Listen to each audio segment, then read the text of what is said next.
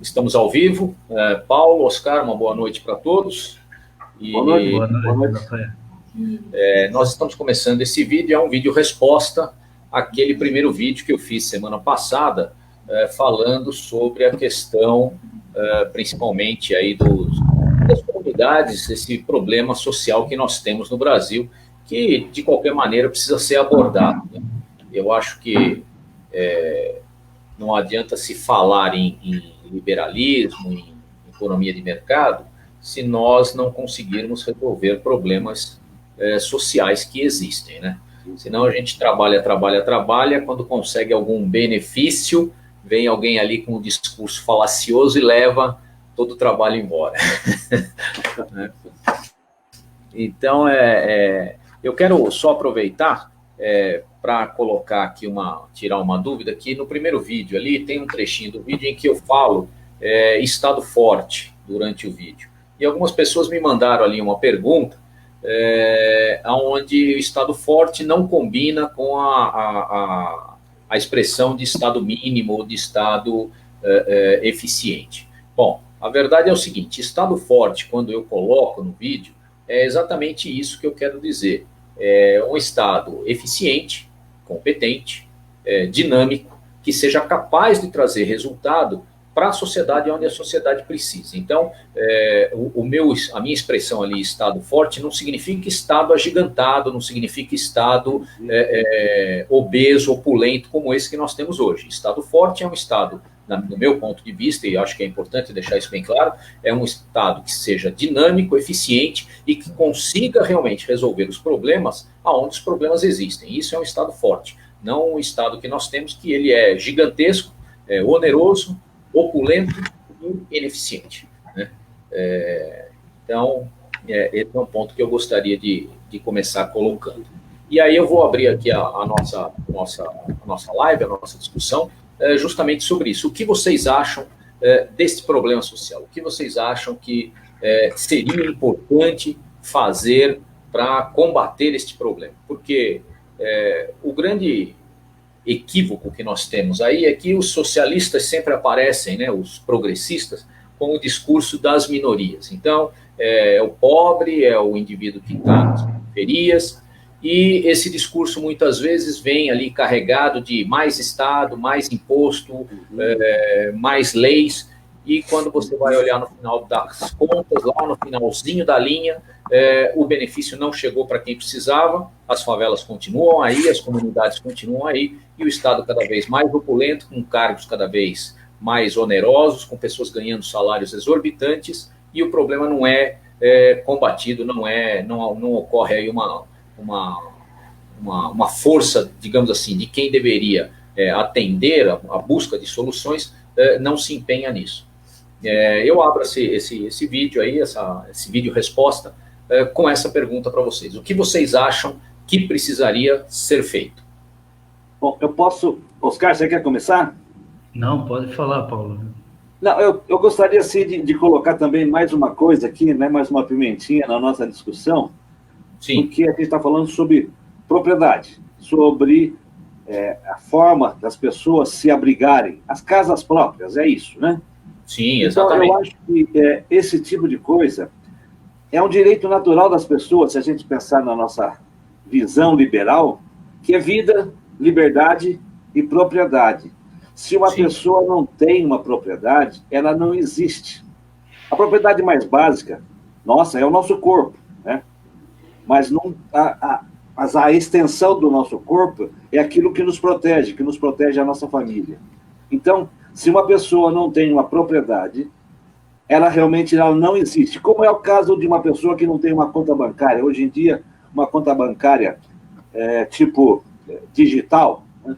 Então, se as pessoas não se integrarem na sociedade dessa forma, eu acho que elas não têm nada a perder e fica uma presa fácil para o que você falou para os socialistas, né? Fica com esse discurso de vitimização, etc. Então, o que precisaria fazer? Bom, primeiro, sim, um investimento pesado para criar essas propriedades, ou seja, definir os terrenos, né? O Estado como você falou, o Estado forte, na verdade, um Estado eficiente, né? Atuando nessas situações onde existe uma população carente, sem propriedades, na favela. E existem algumas propostas de solução de você emprestar uma propriedade para uma família. Isso, na minha opinião, não funciona. Porque a pessoa, ela não vai ter aquele amor, aquele apego àquela propriedade, não vai conservar a propriedade, não vai evoluir. Então, quando você faz um bairro e empresta, né, faz um conjunto habitacional e empresta para o cidadão, é a armadilha para você fazer uma submoradia. As pessoas vão deixar aquilo tudo deteriorar. Então, qual é o primeiro passo? Fazer uma reforma fundiária, ou seja, quando você fizer o loteamento, cria-se já as escrituras e entrega na mão das pessoas que forem eventualmente sorteadas. Eu não sei qual que é o modelo aí que o FUMAS, aqui em Jundiaí, usa. Mas tem que entregar a propriedade para a pessoa, mesmo correndo o risco da pessoa vender depois, né, e voltar para a favela. É um risco que a gente corre. Que o Brasil corre em função dessa população que está oprimida nas periferias. É mais ou menos isso a minha ideia. Na verdade, quer acrescentar alguma coisa, Oscar? Posso dar continuidade?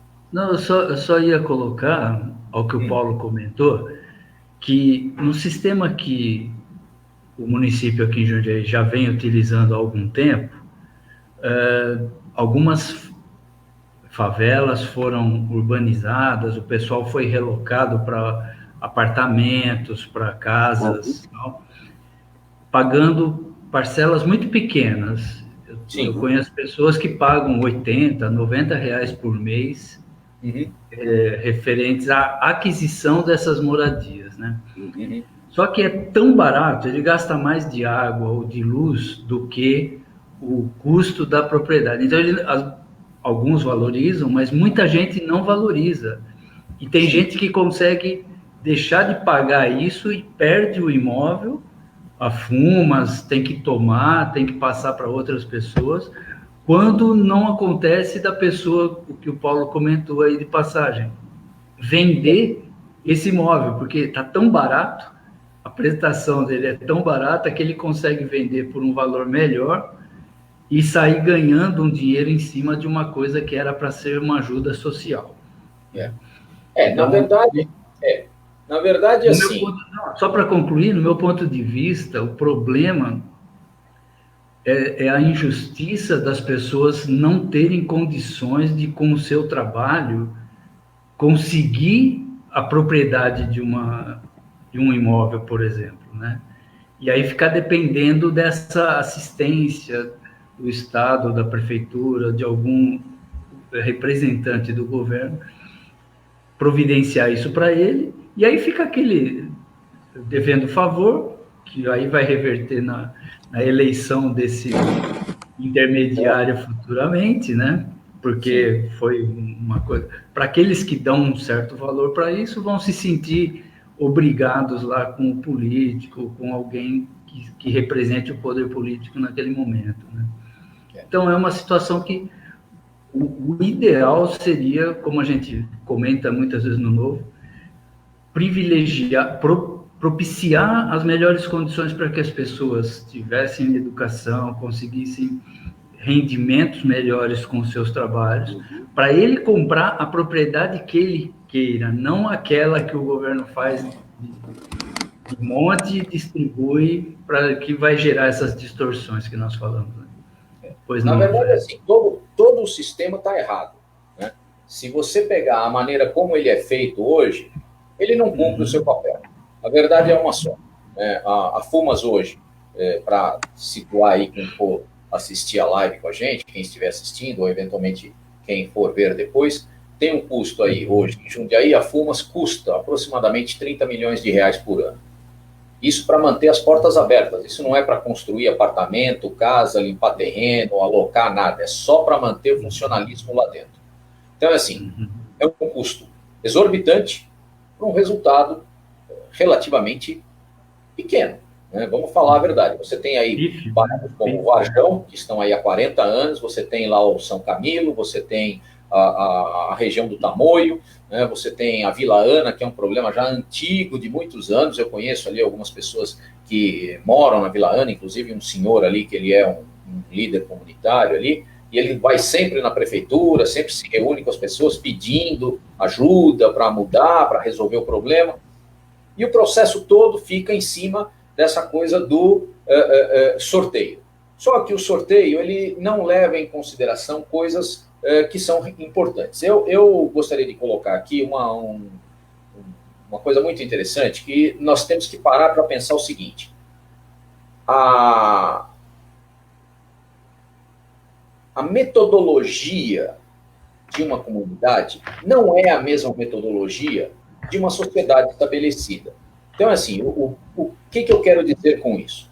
Dentro da sociedade estabelecida, você tem lá ruas, avenidas, loteamentos, eventualmente alguém constrói casas, alguém constrói um prédio de apartamentos, lojas, você tem uma estrutura social já construída, determinada dentro do tecido urbano daquela cidade. Na questão das comunidades, você não tem esse tecido desenhado, você não tem essa estrutura montada. Você tem uma coisa que cresce de maneira irregular, né? E que muitas vezes toma a sua própria dinâmica para esse desenvolvimento. Então, qual é o grande erro do meu ponto de vista? É a prefeitura ou o governo, ou eventualmente até o próprio governo federal, criar projetos de urbanização ou de distribuição de lotes ou construção de imóveis, de apartamentos, né, em áreas onde ela tem uma dinâmica completamente diferente de uma sociedade comum. Então ele chega ali numa determinada comunidade, num determinado lugar, e ele quer implantar, governo, quer implantar dentro daquela comunidade uma nova metodologia de vida, um novo cronograma de sociabilidade. O que, na verdade, deveria ser feito era o seguinte: analisar-se como essa comunidade se desenvolveu, qual é o potencial dela dentro daquela estrutura que ela tem. Então, se lá dentro tem algum tipo de comércio, tem o cara que conserta moto, conserta bicicleta, o tio que vende cerveja no boteco, o outro que presta serviço de limpeza, qual é a dinâmica daquela região? Analisa-se a dinâmica daquela região, analisa-se o potencial financeiro daquela região, daquele pedaço onde você vai criar essa estrutura, e a partir desse estudo, você faz um projeto de desenvolvimento de dentro para fora, e não de fora para dentro, porque hoje o que você tem é o Estado chegando e impondo o que ele acha que é a maneira correta do uso do solo. Mas basicamente é só isso. Você não tem um projeto de desenvolvimento econômico ali dentro. Então, assim, o cara está lá, como você bem disse, ele recebe um apartamento, uma casa, o que seja, com um custo muito barato. Só que ele não tem dinheiro para comer, ele não tem dinheiro para vestir, ele não tem dinheiro para outras coisas, ele está passando necessidade porque ele não tem um trabalho efetivo, ele vive de bico, eventualmente, e aí ele fala, pô, eu tenho ainda para manter o próprio imóvel, né? Até para manter o imóvel depois. E aí ele olha para aquilo e ele fala, eu tenho um patrimônio aqui que me vale, sei lá, alguns milhares de reais. Eu vendo imóvel, eu volto para a favela, mas eu volto com dinheiro no bolso. Então aí você faz o quê? Você criou um projeto de uso adequado do solo, mas você não resolveu um problema econômico, você não resolveu um problema social. Na verdade, você agravou esse problema, porque você trouxe para aquela suposta solução uma pessoa que talvez não fosse a que deveria ser atingida por essa solução, e aquele que deveria ser atingido por essa solução acabou voltando para onde ele estava. Né? Então, assim, é isso que eu vejo que está errado na maneira como se aborda o problema das comunidades, das favelas, não só em Jundiaí, mas no Brasil inteiro. Uma coisa muito interessante que eu gostaria de colocar é assim, hoje você vê as pessoas construindo esses apartamentos e vendendo aí por R$80 por mês, R$100 por mês, um valor muito simbólico, muito barato. Ou quando não, faz como o Paulo falou, vai lá na região ali como é que chama lá, ali subindo o Hortolândia, como é que chama aquela área que tem bastante prédio lá em cima? O Secap. Né? O Secap, ah, sim. Você vai para lá e aí você vê que lá, por exemplo, nós estivemos lá algum tempo atrás, inclusive fazendo uma apresentação do Novo, não sei, o Paulo teve ali comigo, não sei se você se lembra, E, assim, muitas pessoas que moram ali não pagam o aluguel, não pagam a prestação do apartamento, cai naquela situação de que ele ganhou emprestado. Então, assim, algumas pessoas têm a escritura do apartamento, outras pessoas não têm a escritura. Quem tem a escritura provavelmente está pagando ou já pagou e já teve a quitação, e quem não tem a escritura, muitos não estão nem pagando, estão vivendo lá como um apartamento emprestado. E aí cai naquela coisa que ninguém faz a manutenção, os prédios estão se deteriorando ao longo dos anos, você passa ali e você vê que o negócio está completamente abandonado. Uhum. E aí quem comprou, eventualmente, acaba ficando no prejuízo, porque ele não mora no prédio sozinho, né? Tem dezenas de famílias ali, e muitos não colaboram para a melhoria do ambiente. Então, assim, e aí, eu imagino, não sei de nenhum caso concreto, mas à medida que as pessoas vão deixando de cuidar, a prefeitura acaba tendo que ter a FUMAS inchada para fiscalizar, para tomar as providências. Você vai tentar tirar o camarada de lá, você não vai conseguir. Então, o patrimônio vai degringolando e o problema social não é resolvido. Exatamente. Então, é aquilo que eu estava dizendo. Você tem um departamento constituído por pessoas que supostamente estão ali para resolver um problema, mas esse problema não é resolvido, porque a maneira como se ataca o problema é de maneira errada, é uma maneira projetada para determinar como é que vai ser feito o uso do solo. Não é um projeto para determinar como vai ser feito o desenvolvimento social e econômico daquelas pessoas de baixa renda. Então, assim, uma coisa que seria interessante analisar, no mundo inteiro existem projetos para esse tipo de situação. Nos Estados Unidos, no Canadá, na Holanda, né? A Holanda, inclusive, agora tem um negócio muito interessante, que você sabe que a Holanda é o único país do mundo abaixo do nível do mar. E o que acontece? De anos em anos, eles vão avançando sobre o mar. Então, eles vão construindo aqueles diques e vão secando a água, secando o terreno. Demora lá 20, 30, 40 anos, eles secam aquela área, fazem um pasto, e aí aquele pasto se torna fazenda para criação de gado, produção de leite e tudo mais. E agora, recentemente, na Holanda, alguns jovens fazendeiros, pessoas novas, não da minha idade, da sua, mas jovens, pessoas que querem seguir o caminho do desenvolvimento do agronegócio, na produção de leites, eles estão ali e eles saem da universidade querendo investir, mas não conseguem, porque, eventualmente, lógico, não tem capital suficiente para isso. Então, o que o governo tem feito? O governo tem dado concessões nessas terras, ou seja, ele oferece a terra a um custo muito baixo, e uma isenção de impostos que ela é gradativa à medida em que você vai produzindo aquele resultado. Então, se você começa a produzir X, você tem um determinado valor de imposto, se você produz um outro X, é um outro valor, aquilo é escalonado, de modo a permitir que o jovem empreendedor, o jovem sitiante, o fazendeiro, consiga galgar os seus primeiros passos na área do desenvolvimento e se tornar, posteriormente, um produtor de leite de grande porte, ou enfim, sucessivamente, talvez produtor de outros tipos de commodities. E aqui no Brasil, você não vê nada nesse sentido, né? Nós estamos falando da coisa do agronegócio, estamos falando, no caso da Holanda, da produção de leite, da produção de pasto, engorda de animais e tudo mais. Aqui no Brasil, nas regiões de favela, você poderia ter alguma coisa muito semelhante, criando mecanismos para quê? Para que as pessoas que estão lá dentro pudessem maximizar a capacidade financeira deles.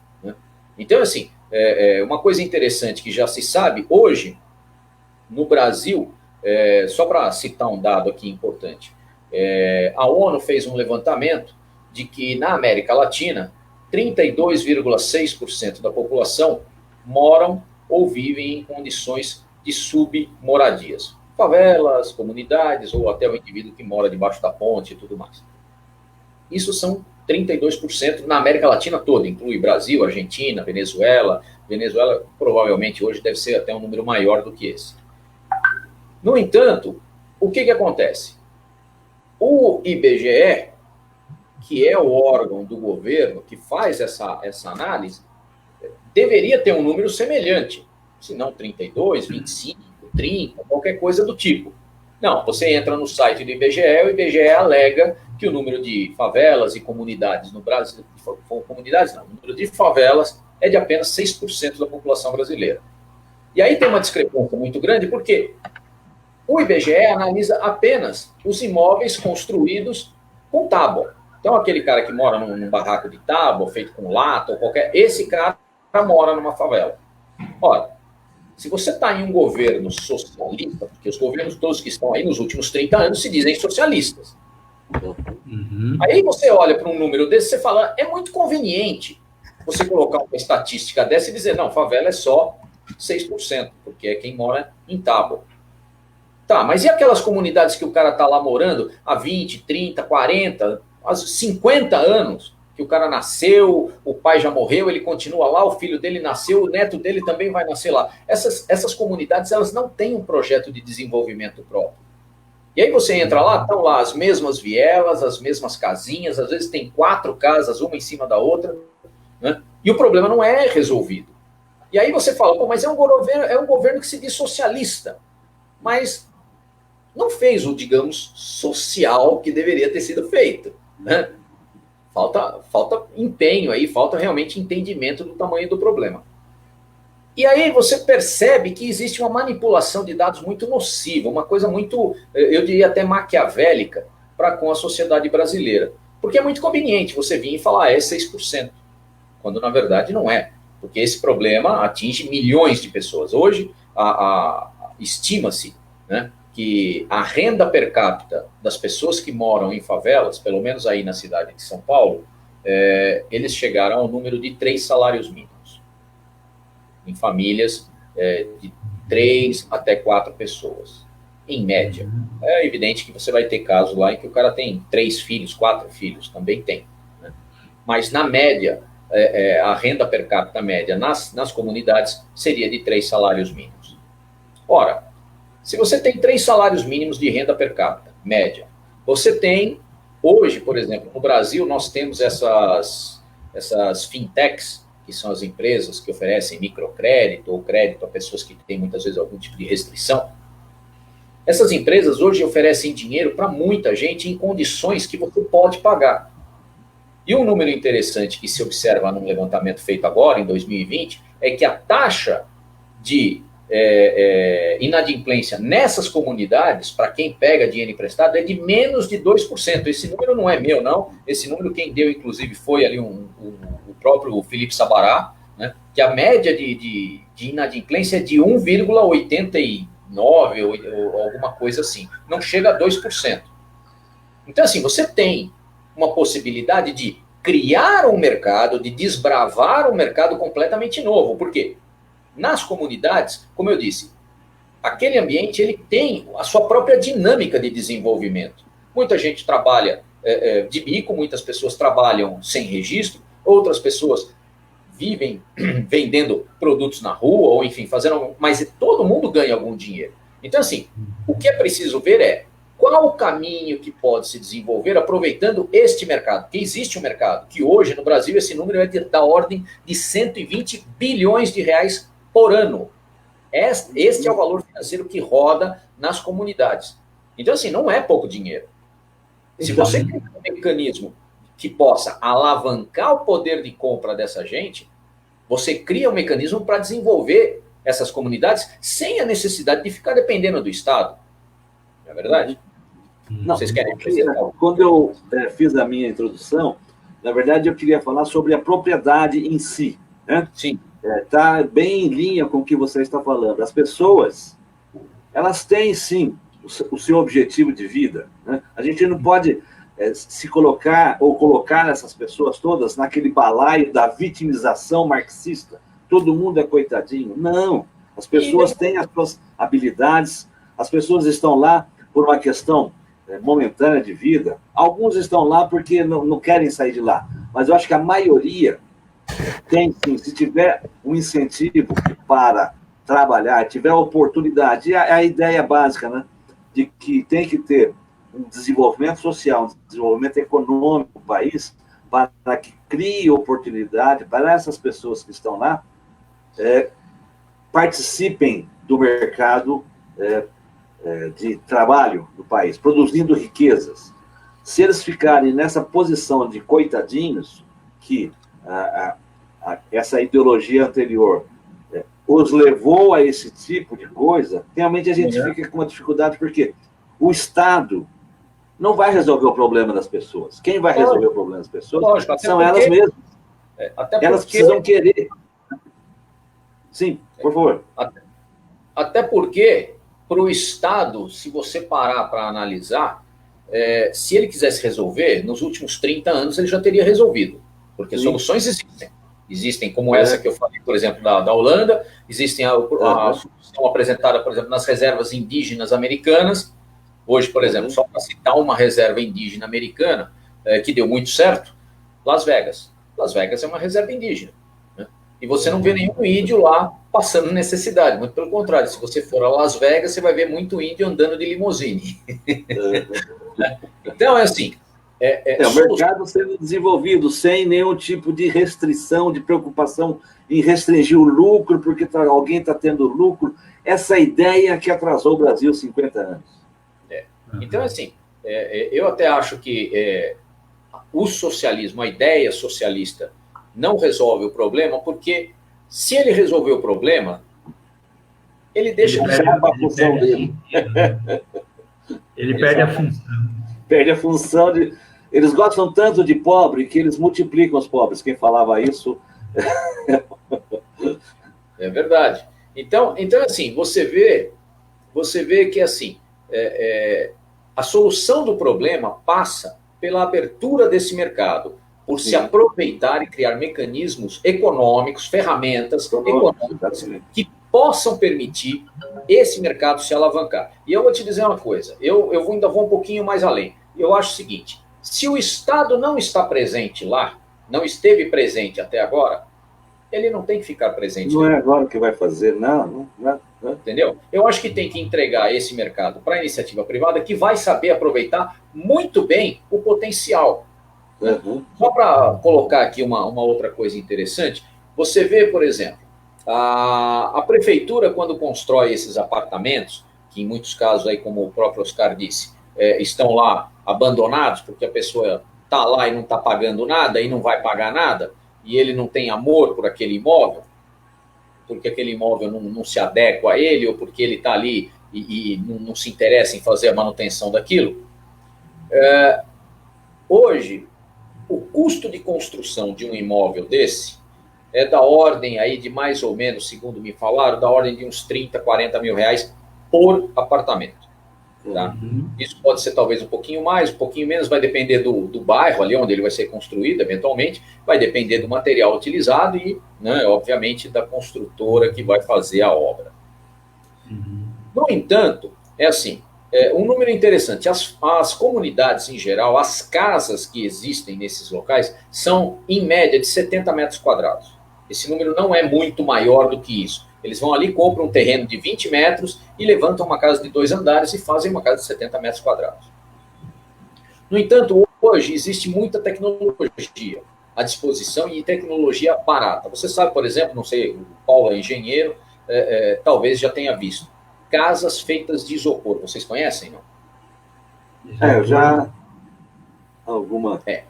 Eu já vi... As casas de isopor, você consegue construir uma casa... É o drywall, né? Não é drywall, não. É isopor mesmo. É isopor mesmo. A parede inteira de isopor é um bloco de isopor. Em volta do isopor vai uma gradinha de arame, como essas que você usa para fazer piso. Aquela tela, né, torcidinha ali. Você faz o reboco em volta dessa parede com essa tela que dá sustentação e você consegue construir uma casa de até 3 andares sem precisar gastar muito dinheiro. A construção de uma casa dessa você consegue fazer em um dia, com 4, 5 pessoas, em média. Tá? Você põe ali as máquinas, a única coisa que você tem que fazer é um radier no piso e aí você levanta aquelas paredes todas, assim, a casa ela é térmica, a casa ela é acústica e a casa tem para você uma outra coisa que é muito, muito importante e que muitas vezes as pessoas não levam em conta, que é a impermeabilização. Então você tem uma parede completamente impermeável onde ela não vai adquirir umidade. Do lado de fora, se tiver umidade, a umidade não passa para dentro.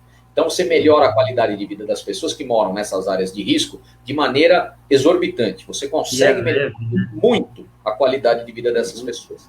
Se você pegar uma casa de 70 metros de isopor, ela vai pesar 20% do que pesa uma casa de concreto.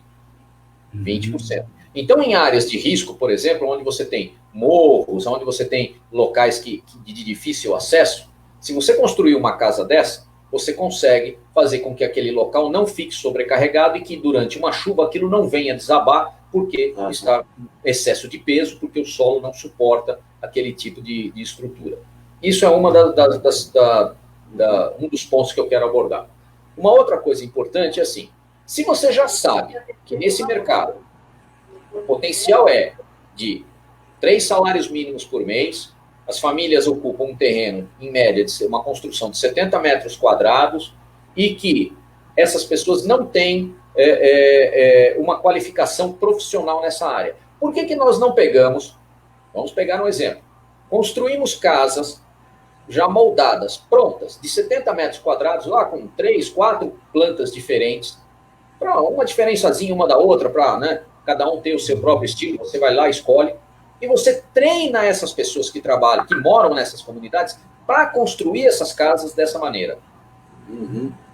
Você vai criar um mercado profissional, você vai incentivar o aprendizado para quem quer se desenvolver nessa área, você vai criar um mercado de consumo com financiamento de quem pode financiar, com um risco muito baixo, que é 2%, e você vai melhorar a condição de vida daquela região. Consequentemente, você vai trazer o quê? Investimento e segurança para aquele lugar, porque com moradias adequadas e com as pessoas tendo aonde trabalhar, onde ganhar, com um financiamento que eles possam pagar, você gera um crescimento econômico, e aí você traz mais investimento para aquela região. Então, assim, é preciso fazer um projeto. Ah, mas não tem energia elétrica. Ah, não tem saneamento básico. Não tem infraestrutura. Não tem. Quem vai fazer? A iniciativa privada. Quem vai colocar? Os próprios moradores que trabalham lá. Hoje, por exemplo, você tem encanamentos, que você pode fazer um encanamento subterrâneo com tubos plásticos. Aqui mesmo, perto de Jundiaí, nós temos a Cor, que produz aqueles tubos plásticos enormes, né? E para você usar no esgoto, numa região, por exemplo, dessa de morro, em que eventualmente você tem algum problema, ela é excepcional, tem uma utilidade enorme, né? Você resolve o problema da questão do esgoto. Outra coisa que você pode fazer é colocar nesses locais pequenas usinas de compostagem. Hoje você tem mini usinas de compostagem que ajudam nesse trabalho. Você pode fazer isso também para melhorar a questão da infraestrutura. E aí, ao invés de você construir aquelas vielas fechadas, você pega aquele morro, você faz, não vou dizer para você aplanar ele inteiro, porque muitas vezes não tem como fazer isso, mas você pode criar pequenos toletes, pequenas áreas, onde você vai colocar essas casas dispostas ali com 70 metros quadrados e colocar passarelas largas, onde as pessoas possam caminhar com segurança, onde o indivíduo possa vir com a sua bicicleta, passar ali para poder descer até a cidade.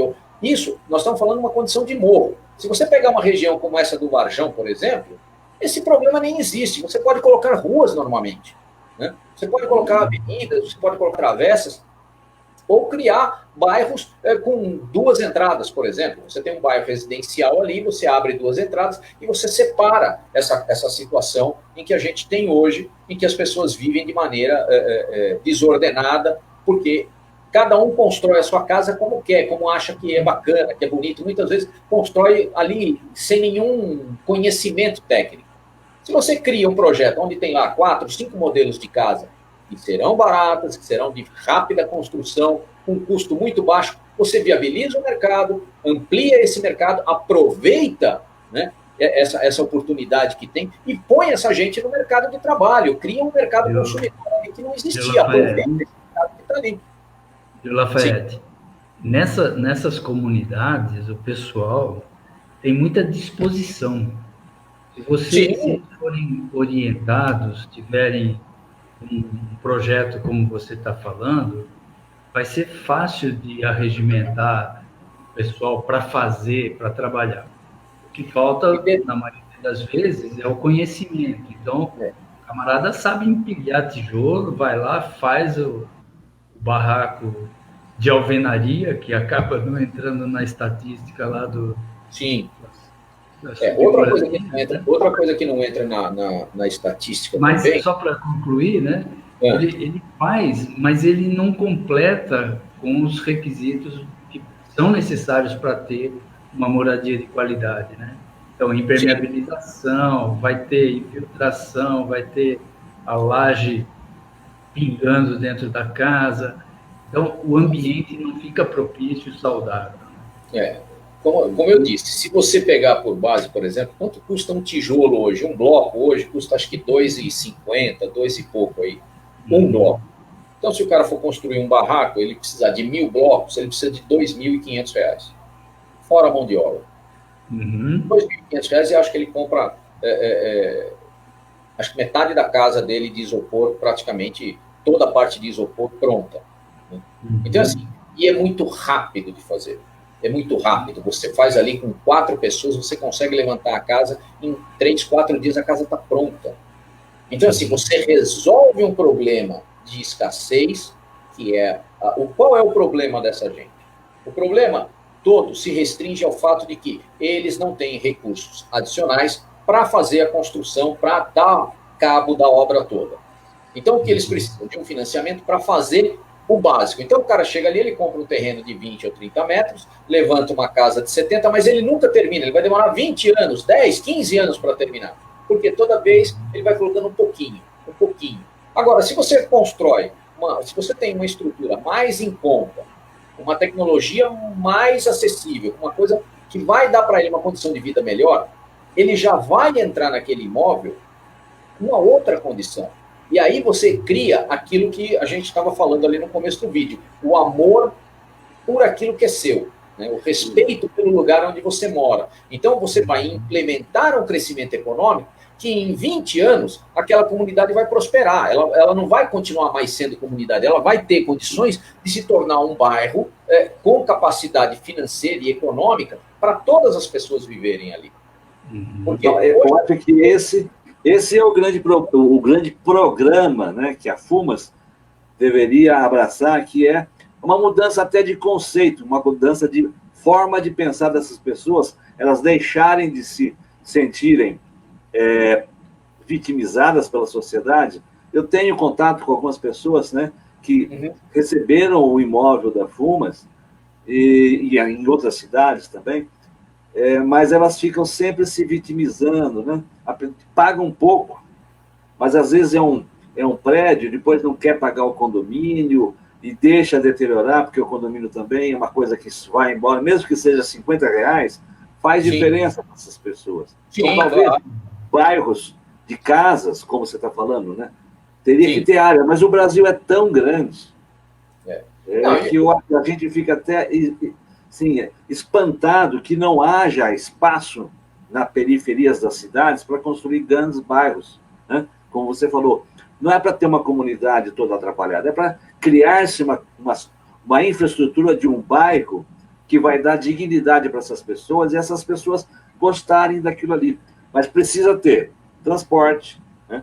Você falou do saneamento básico. Sim, mas o poder público, a empresa privada que vai levar o saneamento básico lá, né, precisa sim, porque essas pessoas não vão conseguir se mobilizar como um bairro chique, né? Todo mundo se mobiliza, paga, você instala poste, você instala a tubulação de esgoto. Eu acho que aí esse investimento da infraestrutura, né, o poder público pode fornecer, né, mas criar essa situação, essa cultura de amor àquela propriedade que ele vai ocupar. Enquanto a gente não conseguir modificar esse tipo de cultura e as pessoas continuarem...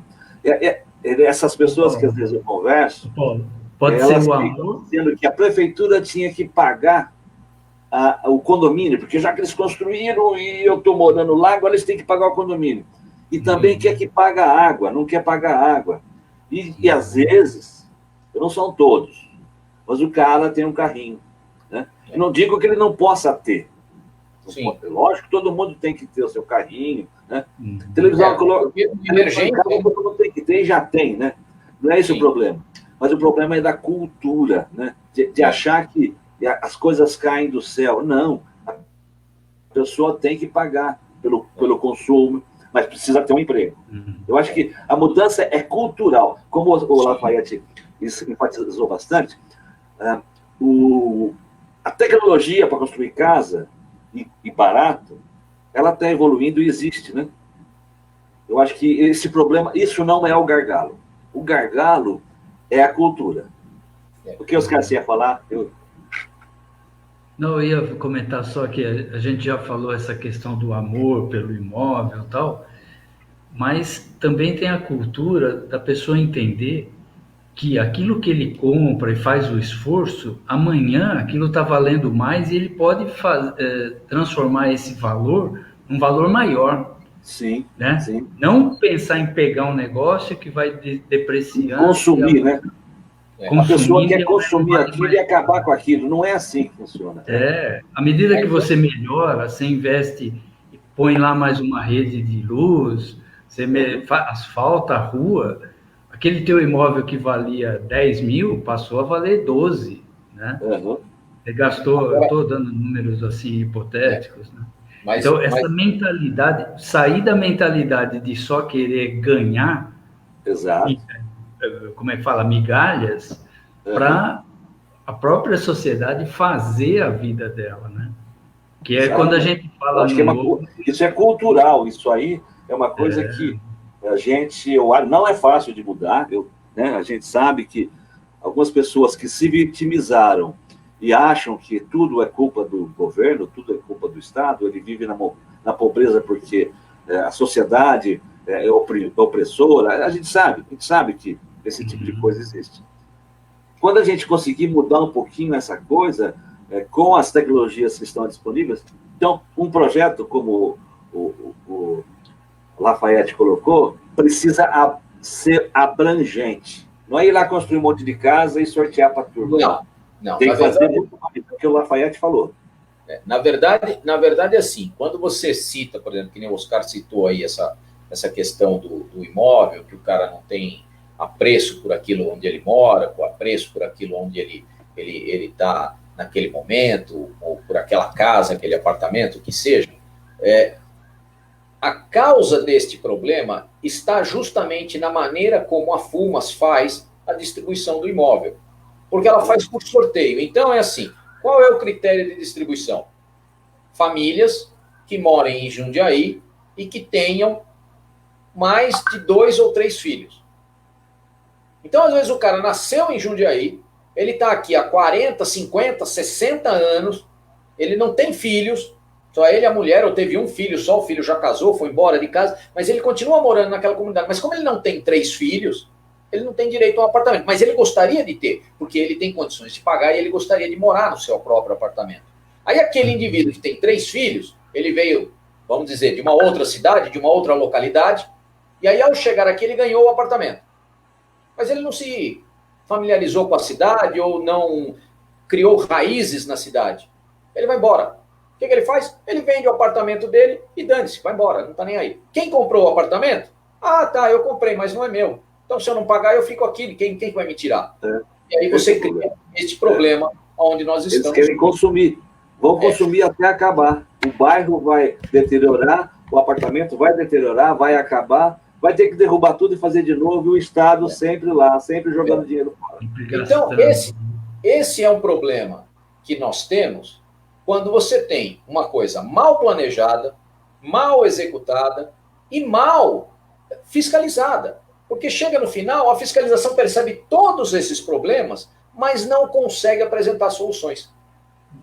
Viu, Lafayette? Então, só ia fazer uma ponderação, já que estamos tratando nesse assunto, né? A gente tem na cidade grandes empresas na área de construção civil que trabalham numa faixa de mercado de médio padrão, de classe média para cima, né? Sim. Geralmente, quando a gente vê construções do tipo urbanização de uma favela, eu não me lembro de ver empresas daqui da região construindo. Acho que vem de fora, não sei como é que foi a concorrência, né? Na verdade... E não vejo também o investimento assim da Fumas na busca dessa construção mais econômica, né? As casas que eu já vi construídas aqui em Jundiaí para esse tipo de finalidade, sempre com bloco, sempre o mesmo padrão tradicional, não se investiu em inovação. Não se investiu. Não sei se o isopor é uma das opções, mas tem outras, né? Sim, tem outras. E o mercado tem muitas opções já. Nós não somos aqui da área de construção civil, não vamos dar a melhor solução agora, mas a Fumas, enquanto encaminhadora dessa solução, teria que buscar as melhores saídas, né? E envolver as próprias pessoas. A pergunta né?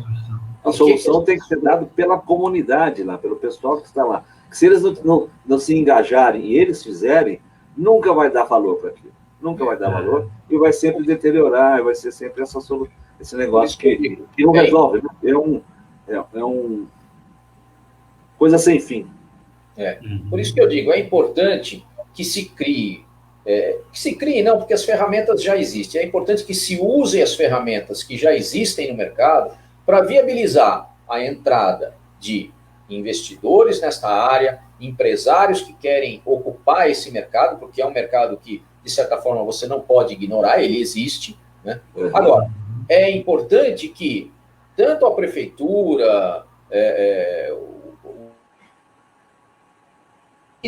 para que essas ferramentas sejam aplicadas de maneira a resolver o problema realmente. Sim. A dar a essas pessoas o poder de caminharem com as próprias pernas. Exatamente. Porque não é um mercado que podemos dizer assim, vamos ignorar. Quando você olha para esse mercado, quando você fala em 120 bilhões... As pessoas que estão lá trabalham, elas têm o seu poder... É uma questão de estruturar, realmente. Não são miseráveis, que estão lá...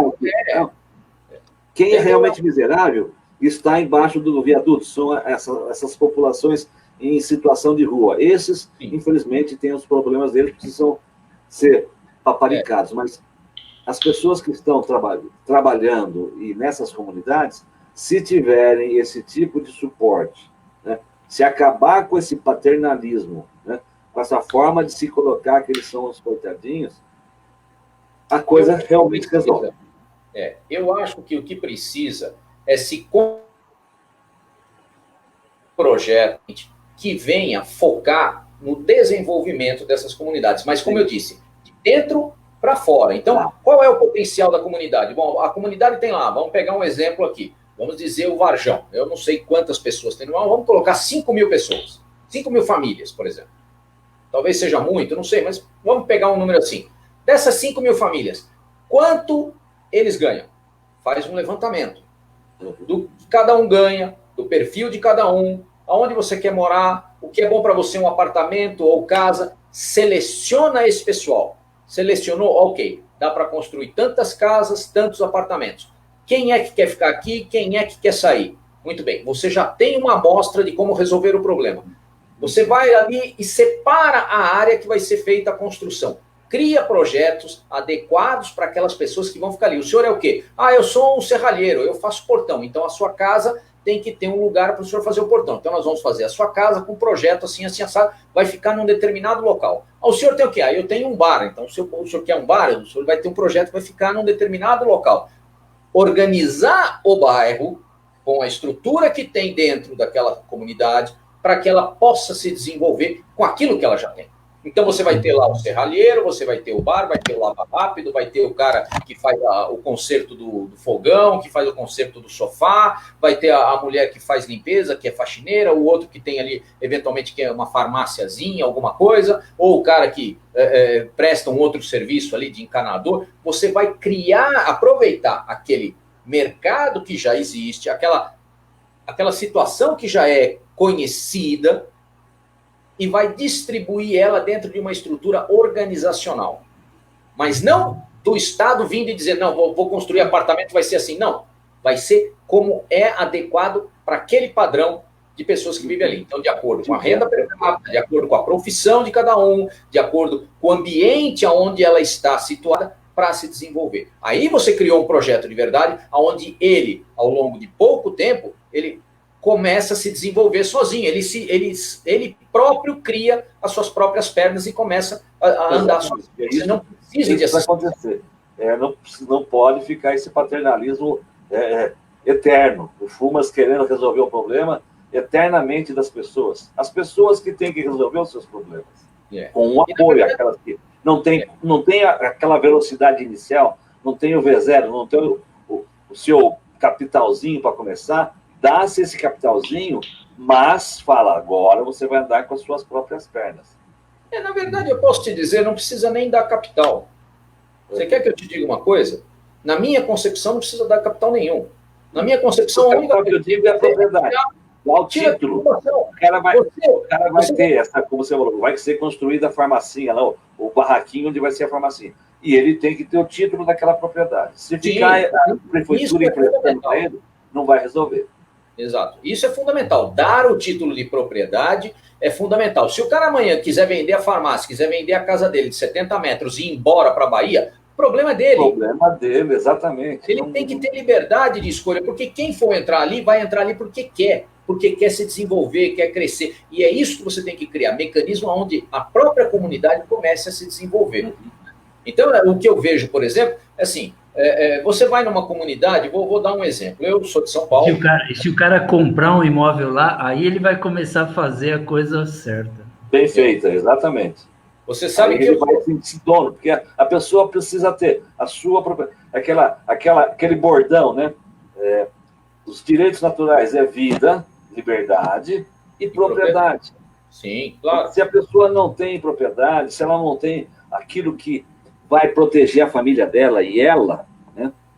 Ela realmente não tem nada a perder e é uma presa baixa da ideologia dos paternalistas. Nós sabemos quantas pessoas tem na Fumas ou não? Não sei, eu não sei. O Ednei tem um número lá, mas se eu falar agora, eu vou estar chutando. De cabeça eu não lembro. Legal. Para ter quantas pessoas estão envolvidas nessa área dentro do... É um braço da prefeitura. Teria que... É um braço do fracasso. Você quer que eu te diga? É um braço do fracasso, porque se você tem um lugar como o Varjão, 40 anos, o São Camilo, sei lá, 50, você tem o Tamoio, você tem a Vila Nambi ali, que também tem uma favelinha lá, outro dia eu tive lá, uma área bem perigosa até, porque tem traficantes e tudo mais. É a prova do fracasso, porque assim, não existe... empenho, ou se existe esse empenho, ele não está surtindo o efeito que deveria. Quer dizer, é evidente, não é impossível você dizer, eu tenho um braço da prefeitura que funciona, mas eu tenho ele deveria combater o problema das favelas. E você tem favela de 40, 50 anos, então não está funcionando, não serve. Uhum. Então, assim, o projeto todo pode até ter muito boa intenção, mas ele está mal construído, ele está mal gerido. Não tem a finalidade de como ele está sendo executado, não está cumprindo com o seu papel. Na verdade, não está cumprindo com o seu papel. Agora, uma coisa interessante que eu quero deixar aqui é assim, se o Estado não está presente nas comunidades, não está presente nas favelas, seja porque lá existe tráfico, existe violência, ou existe construção irregular, se ele não está presente quando essas pessoas e a comunidade precisa, por que ele tem que estar presente depois que ele construiu um apartamento? Não faz sentido. Eu acho que, assim, se ele não está presente agora, no momento em que precisa, depois que já estiver caminhando, não precisa mais. Né? Então, eu acho que o que precisa fazer é criar uma desvinculação para que essas comunidades comecem a aproveitar, digamos assim, uma isenção de impostos, uma isenção tributária que permita que o dinheiro lá dentro tenha mais valor do que o dinheiro aqui fora. Porque se você for na favela, a Coca-Cola custa o mesmo preço que custa na 9 de julho. Agora, se você tiver na favela um projeto que permita que lá o comerciante possa vender com uma carga tributária menor, então assim, ele não vai ter alvará, ele não vai ter tantos por cento de imposto, ele vai ter que pagar alguma coisa, lógico que ele é um profissional, ele tem uma empresa, ele vai ter que contribuir com alguma coisa para legalizar o negócio dele. No entanto, assim, um valor que seja menor, em que ele possa oferecer àquela comunidade um poder de compra maior do que o cara na 9 de julho. Então você vai atrair investimentos para aquela região, porque aí o que vai acontecer? O cara que vai passar em frente àquele lugar, na avenida ali, olha, a Coca-Cola lá custa mais barato, então em vez de eu comprar lá na 9 de julho, eu compro ali e levo para minha casa. E aí você faz o quê? Você cria um mecanismo de entrada de recurso para dentro daquela comunidade, daquela região, que permite o quê? Que aquelas pessoas comecem a prosperar. Né? Eu digo isso porque, assim, quando o Estado de Israel foi criado, lá em 1958, ali, logo depois da Segunda Guerra Mundial, judeus do mundo inteiro mandavam dinheiro para Israel. Israel era um deserto, a Palestina não tinha nada. Né?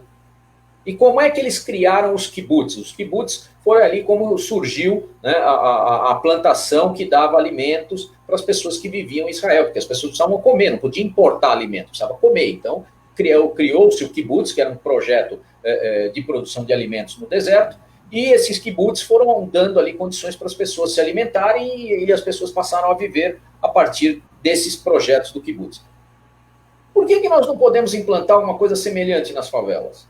Por que nós não podemos criar áreas verdes onde essas pessoas possam plantar o seu próprio alimento, o excedente eles possam vender, né, e você possa comercializar e permitir a entrada de capital, de recursos para essas pessoas? Né? Criar incentivo, o cara montou lá uma serralheria, que no caso das comunidades tem muita serralheria. O cara fabrica um portão, tá, ele não vai pagar o mesmo imposto que paga o cara na 9 de julho. Ele vai pagar um imposto um pouco menor. Mas isso vai trazer o cara que tem lá na 9 de julho, ele vai abrir lá na favela. Ótimo. Ele vai dar emprego para o cara que está lá dentro. Profissionalizar aquele mercado. Você vai criar desenvolvimento. Em 10, 20 anos, você resolveu um problema social. O estímulo do comércio, o estímulo da produção. Enquanto as pessoas não entenderem que elas precisam produzir, que o dinheiro não cai do céu, né? Que esse auxílio emergencial vai acabar, né? Sim. A gente não vai resolver o problema. O paternalismo não resolve o problema. Nós estamos vendo 50 anos, 100 anos. Esse não tipo resolve. Rafael, nós vamos fazer 1 hora, né? Não sei. Você falou aí no auxílio emergencial. O Bolsonaro, o governo, na semana passada, comentou de talvez fazer mais 3 parcelas decrescentes, né? Hoje já tinha num dos grupos nossos lá, alguém pergunta, fazendo uma enquete, o que as pessoas esperariam, quanto tempo e que valor para esse auxílio continuar, né? Querem continuar, e o governo continua tentando todo mundo. É o projeto Renda Mínima do Suplicy. O pessoal que... O Suplicy é professor, ou era professor, não sei. Eu nunca tive aula com ele, mas muitos amigos tiveram aula com ele. E eles falam que durante 30 anos que ele deu aula, ele só falava de renda mínima, renda mínima. Está acontecendo na mão do Bolsonaro. Eu não sei até que ponto isso vai, até onde vai. Né? Não vai longe. Não vai longe. Não dá para ir longe. Acho que eles não têm. Era uma forma de não deixar as pessoas morrerem de fome. Agora, você dá uma condição de classe média para a pessoa que não tem como trabalhar, na verdade é isso. Não é que a pessoa não queira trabalhar, é que o mercado não está aí para peixe. Então, precisa resolver o problema primeiro da economia, depois acabar com essa renda mínima do Suplicy aí. Bom, gente, mas ok. Eu acho que é isso. Eu queria falar um pouquinho sobre esse problema, porque assim, eu acho que os números são muito bons. Tem muitos projetos ao redor do mundo que têm soluções muito tangíveis para isso, e eu acho que falta um pouco de empenho, falta um pouco de estudo. Né? Se a gente estudar um pouquinho o problema, eu acho que dá para se encontrar soluções. É ideologia, não é ideologia. O pessoal acha que precisa ser taparicado, a pessoa é vítima. E a gente não pode falar isso lá. Podemos falar aqui entre a gente. Mas se você usar isso... Vai ficar ao vivo. Não, mas a gente não está lá na Câmara. Acho que o Oscar participou de algumas reuniões que a gente teve com o pessoal. O problema... Vinham pessoas, né, da comunidade e colocavam os problemas mas você percebia que se colocava os problemas de uma forma que era a vitimização. O exemplo que me chamou mais a atenção é daquela senhora, acho que eu já até comentei, da senhora que tinha 12 filhos e não tinha marido, né? Uhum.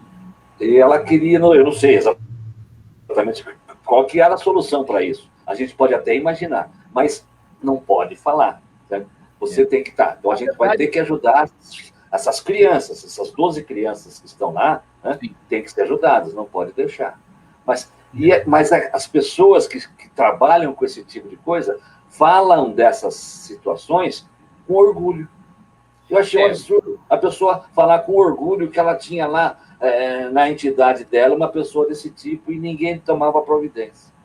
É difícil, é difícil. E a gente não vai conseguir fazer qualquer tipo de ação, né? Porque aí nós estamos saindo um pouquinho do assunto, né?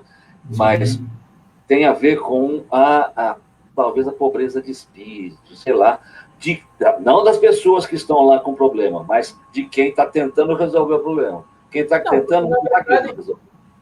Na verdade, é o seguinte, quem está tentando resolver o problema, o pior é isso, que quando você olha para essa situação, quem está tentando resolver o problema não é quem quer resolver o problema. Ele quer continuar vendendo a história da vitimização, porque assim, enquanto tiver essas pessoas naquela situação, dependendo do Estado, dependendo do vereador, dependendo de uma mãozinha para qualquer coisa, ele tem volta para continuar ocupando um cargo, seja eletivo, seja no executivo, seja como secretário. Ele tem digamos assim, esse vínculo que permite que ele continue ali, como eu falei, muitas vezes ganhando salários exorbitantes, num braço que não resolve o problema, porque não é interesse de resolver. Né? Precisa perpetuar o problema, porque esse problema é cabide de emprego para muita gente. Lógico. A gente vai para um lado muito perigoso, não é perigoso, eu acho que é um lado difícil de atuar,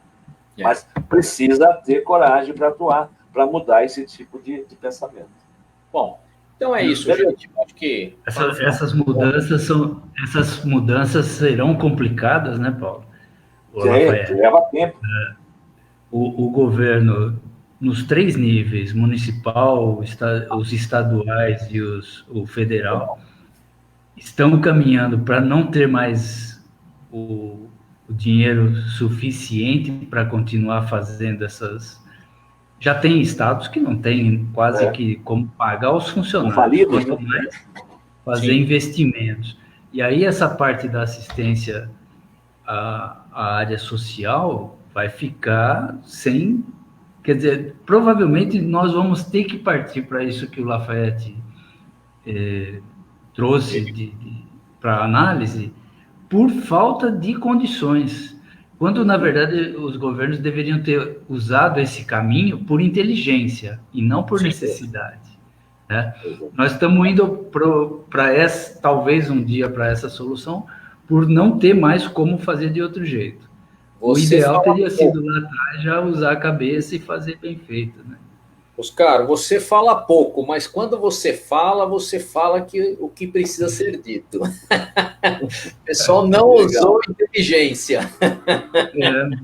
Então, mas talvez tenha sido o Lafayette, talvez não tanto, mas o Paulo, eu participei menos naqueles grupos de estudo do liberalismo, né?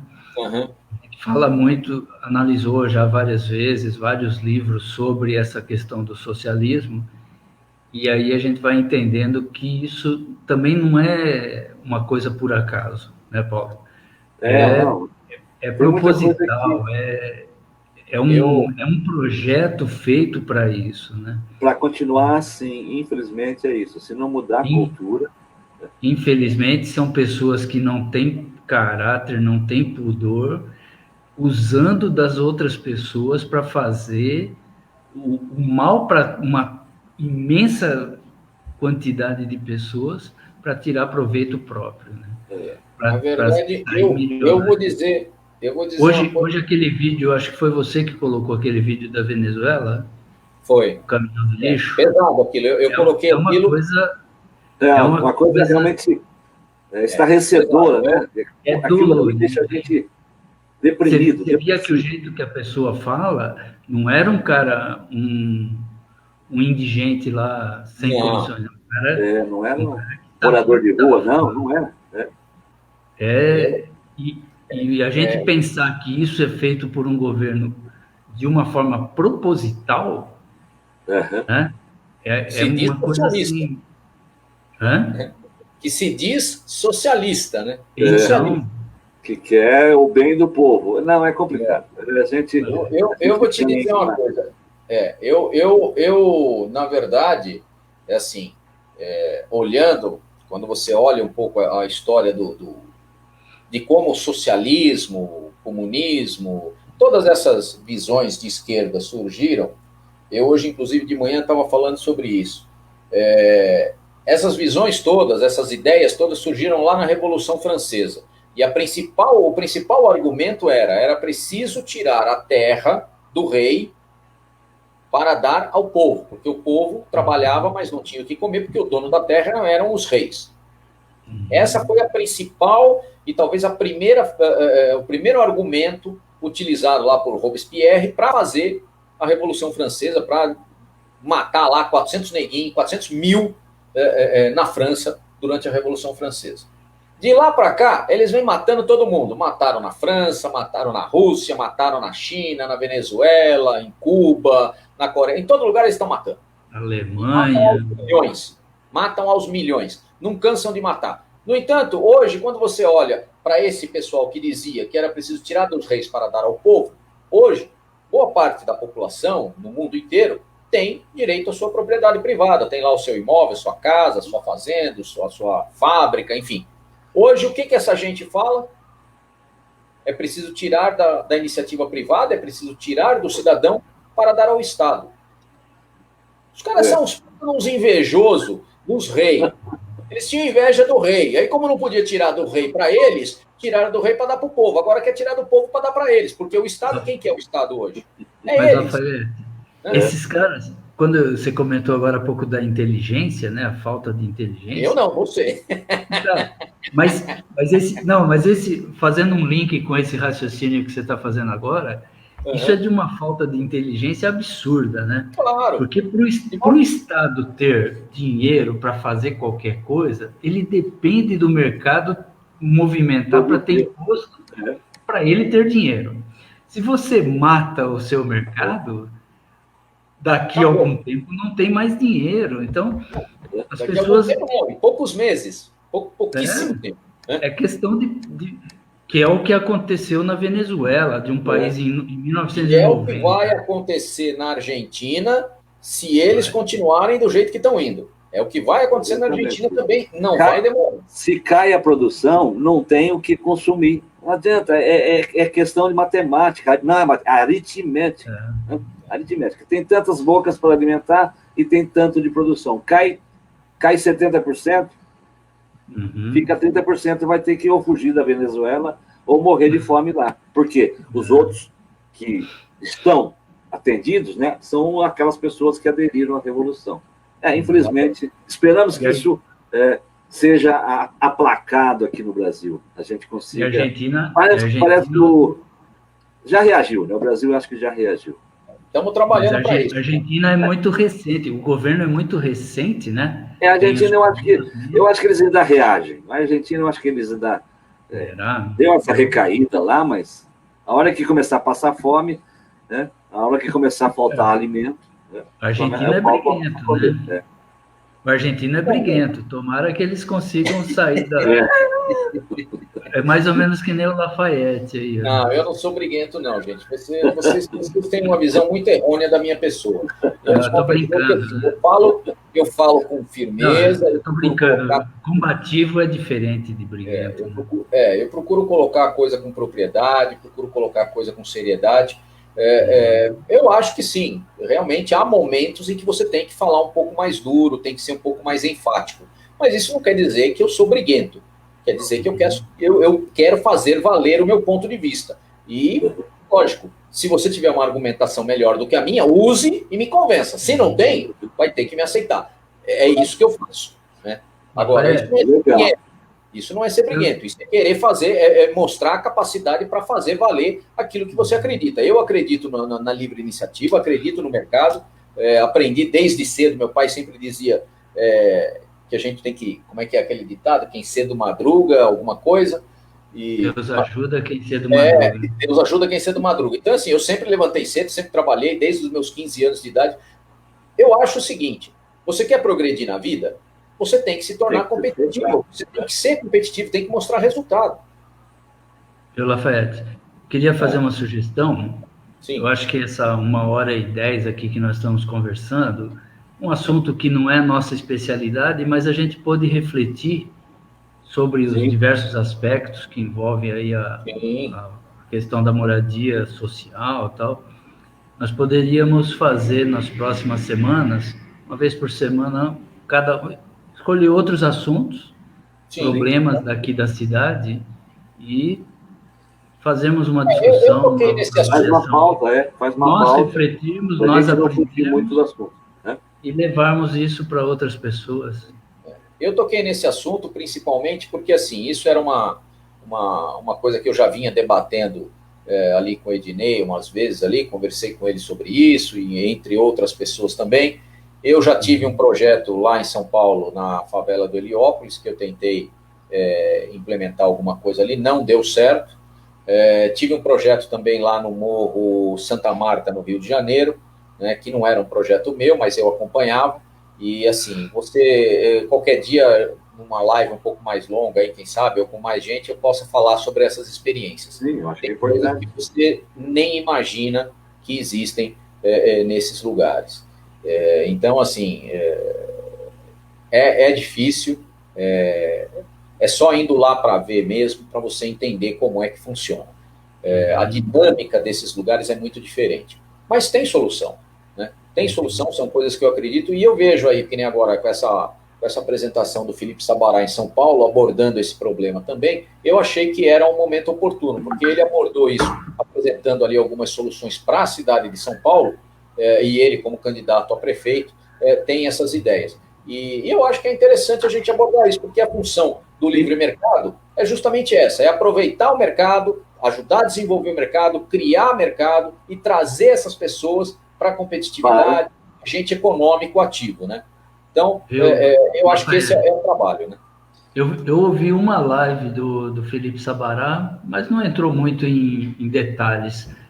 Quando você assistiu, você acha que ele tem esse perfil de desenvolver? Eu vi ele falar em fazer a comunidade criar mecanismos de sair daquela situação, mas não me lembro assim de nada prático. Você sentiu que ele quer fazer esse sentido? Olha, ele pode não ter aberto muita coisa prática, porque assim, os números, na verdade, assim, a instituição que trouxe esses números agora em 2020 é uma instituição que eu particularmente não conheço, que se chama o Data Favela. Não sei se é uma instituição idônea ou não, mas eu acredito que é um trabalho sério, porque é um trabalho já desenvolvido ali, parece que há algum tempo.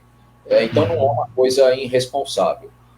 Por outro lado, é assim, como eu falei no começo da live, no mundo inteiro existem projetos criados para atender ou apresentar soluções para esse tipo de situação. Então, por exemplo, nos Estados Unidos tem as reservas indígenas, na Holanda tem essa questão que eu falei dos pequenos agricultores que começaram agora, trabalhando para a área de desenvolvimento em novas áreas e tudo mais. Tem projeto semelhante na Inglaterra, né? Então, assim, existe caminhos, né?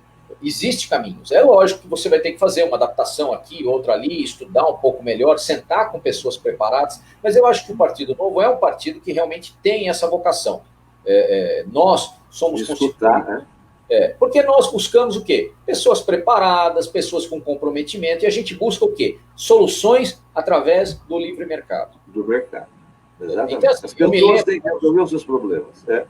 Eu me lembro quando surgiu aquelas lojinhas de R$1,99, não sei se vocês se lembram, né? Nos Estados Unidos era a lojinha de 99 centavos, aqui era a lojinha de R$1,99. E muita gente dizia, isso aí não vai dar certo, não vai funcionar, não sei o quê. Muitas dessas lojinhas viraram lojas e estão aí até hoje. Começaram com R$1,99, foram aprimorando, foram vendendo outras coisas, foram crescendo, e essas pessoas progrediram na vida, né? Então, assim, Existe caminhos. As coisas podem funcionar começando pequeno. E eu sei que tudo começa pequeno. E a coisa vai crescendo. O Estado também começa pequeno e depois cresce. Agora está na hora de diminuir. Precisa segurar ele, precisa segurar. Agora está na hora de diminuir. Essa questão do Estado, eu achei interessante hoje que saiu aquele resultado de uma enquete. Não sei bem qual era o público, né? Mas da confiança das pessoas em cada partido, né? Sim. E no Partido Novo, o grau de confiança foi de 90%, né? O segundo partido, não me lembro lá qual era, 47%, uma coisa assim. Então, quer dizer, menos da metade da confiança que o Novo inspira. Então, eu acho que a gente tem uma boa chance de realmente as pessoas acreditarem no projeto e a gente ter a oportunidade de, daqui a alguns meses, estar fazendo esses estudos e essas diferenças. Na verdade, a marca Novo me parece que foi muito bem administrada e ela está se fixando no mercado. Então, essa visão comercial, né, está muito bem estruturada no Novo. Né? Vai ficando... que eu falo. Vai criando credibilidade, né? Exato. Nós damos o exemplo e mostramos o caminho. Segue a nós quem quer. Né? Eu acho que esse é o... dentro do Novo, a gente ainda não tem nenhum exemplo de uma pessoa que entrou lá para tirar proveito. Né? Não tem. Na verdade, são pessoas que estão se doando, empresários grandes que estão lá, por exemplo, ganhando um salário de deputado que é menos do que ele ganhava na sua empresa. Quer dizer, ele está pagando para poder fazer alguma coisa pelo país. Né? A gente tem o exemplo do Zema em Minas Gerais. Né? O Zema tem uma rede de lojas, tem uma rede de postos de gasolina. A história do Zema é o seguinte... Não sei se ele ainda tem ou se ele vendeu, né, Lafayette? Parece que ele... Não, eu acho que ainda tem. Acho que ainda tem, porque é da família, né? Não é dele, né? É da família. Mas acho que ele saiu da presidência lá, talvez. Mas você vê, ele está trabalhando sem salário, né? E se dedicando a consertar o estado onde ele atua. Né? Esse é um exemplo de sociedade. Essa é a sociedade que nós precisamos, de pessoas que queiram realmente contribuir para a mudança do Brasil. E aí não é só o Zema, ou o Alexis, ou qualquer outro indivíduo do Partido Novo. Qualquer cidadão pode fazer isso. Né? Eu convido aqui, vou aproveitar esse momento aqui da live, para convidar as pessoas que eventualmente forem assistir essa live, ou estiverem assistindo, para participar do Partido Novo, conhecer o Partido Novo e trazer ideias, ajudar a mudar o país. Precisa de pessoas que estejam dispostas a contribuir. Né? E assim, a contribuição não vem do Estado, porque o conhecimento não está lá na cabeça de quem está no Estado. O conhecimento está disperso na sociedade e a gente tem que saber aproveitar isso.